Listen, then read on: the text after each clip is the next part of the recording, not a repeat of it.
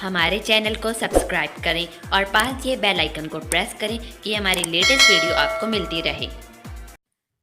Episode की शुरुआत कुछ इस तरीके से होती है। मिल्की सोनम को कहती है कि हमारा दूल्हा कहें कि सिर्फ और सिर्फ मेरा दूल्हा। सोनम मिल्की को कहती है कि क्या मिल्की, तुम्हारे कहने से सच थोड़ी ना बदल जाएगा। ध्रुव को हलचल का फोन आता है तो वो बाहर जाता है। ध्रुव बाहर जाता है और बाहर हलचल खड़ा होता है। ध्रुव कहता है कि उसने हमारी अंगूठी हमें वापस कर दी और हमारे 3 साल के रिश्ते को कुछ नहीं समझा। हलचल कहता है कि भैया, आपने हमें ये कहने के लिए बुलाया, इससे बढ़िया तो फोन पे ही कह देते। ध्रुव कहता है कि नहीं, मुझे एक बॉक्स चाहिए। तो हलचल कहता है कि कैसा बॉक्स। ध्रुव कहता है कि सोनम को पैक करने के लिए। ध्रुव कहता है कि जिसमें सोनम को बंद कर कर पार्सल कर सकें। हलचल कहता है कि पार्सल करोगे, वो कौन सा कोई सामान है जिसे पार्सल करोगे। ध्रुव कहता है कि हमने और सब तरकीबें अपना ली पर वो नहीं मानती, अब बस यही हमारे पास रास्ता है। ध्रुव कहता है कि हमने गुंडे भवानी से बात कर ली है, तुम बस हमें एक बॉक्स लेकर दो। ध्रुव फिर गेट के पास खड़ा हो बैठ जाता है और पुरानी बातें याद करने लगता है। दूसरी तरफ मिल्की कमरे में अपनी चूड़ियां पहन रही होती है तो नूतन जी आकर कहती हैं, बहुत अच्छे, ऐसे ही तुम अपना श्रृंगार करो। नूतन जी कहती हैं कि औरत के श्रृंगार से मर्द ज्यादा दिन नजरें नहीं छुपा सकता। नूतन जी कहती हैं कि अगर एक बार श्रृंगार की माया में फंस गवा तो जितना भी निकलने की कोशिश करे उसमें और उलझता ही जाता है। मिल्की कहती है कि अगर एक बार मर्द ने कसम खा ली कि वो सोबे पर ही सोएगा तो वो कहाँ औरत के श्रृंगार में उलझेगा। शीतल जी हंसकर कहने लगती हैं, उलझेगा उलझेगा। शीतल जी कहती हैं, अगर श्रृंगार के साथ साथ उलझने वाली दवाई भी खिला दी जाए तो मर्द उलझेगा ही उलझेगा।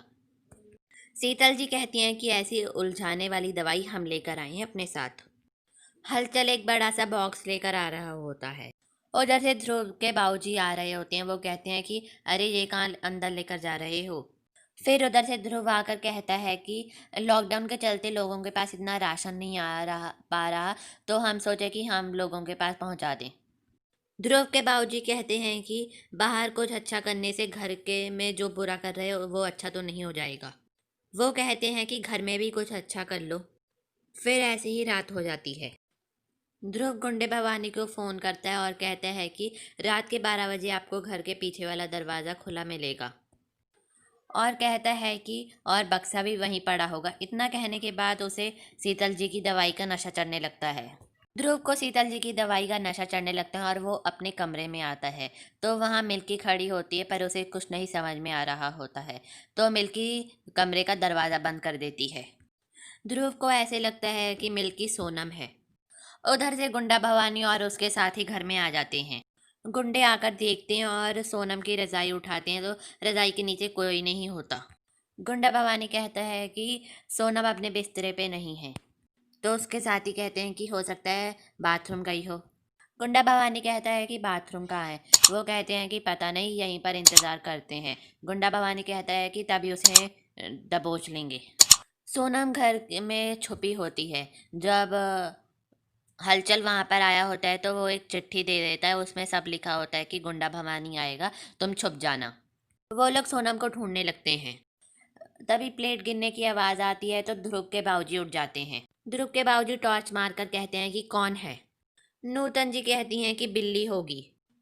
सोनम सोचती है कि मुझे हल्ला मचाना चाहिए, पर वे फिर वो सोचती है कि मुझे कुछ ऐसा करना चाहिए कि सबको पता चले कि ध्रुव मेरे साथ क्या करना चाहता है।